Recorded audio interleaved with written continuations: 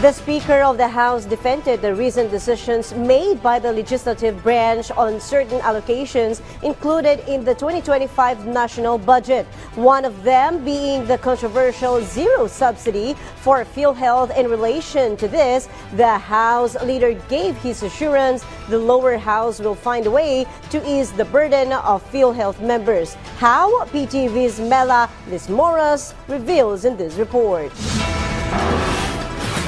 The House of Representatives is considering a one-year suspension of PhilHealth members' monthly premium contributions, pending an inquiry to determine if the agency's financial stability can support this measure. This was announced by House Speaker Martin Romualdez during his speech on the last day of the session of Congress before it goes on recess. They will launch a thorough and impartial investigation on how PhilHealth's funds will be managed next year.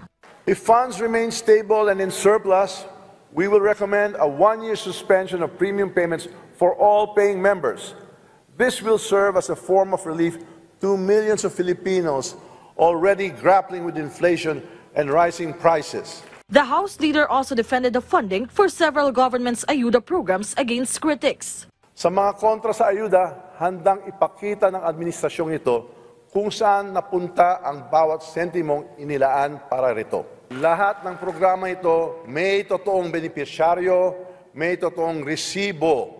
On top of this, Romualdez also insisted that 2025 General Appropriations Bill, which the two houses of Congress have passed, can respond to the needs of every Filipino. He added they ensured every sector is supported, from agriculture to education, from healthcare to infrastructure. For the part of the Senate, Senator Amy Marcos had this call for the Department of Budget and Management and other agencies. Ako rin ay nakikisuyo sa DBM na huwag tayo mauwi sa sistema ng FLR, yung mahiwagang for later release. From PTV Manila, Mela Lismoras, Balitang Pambansa.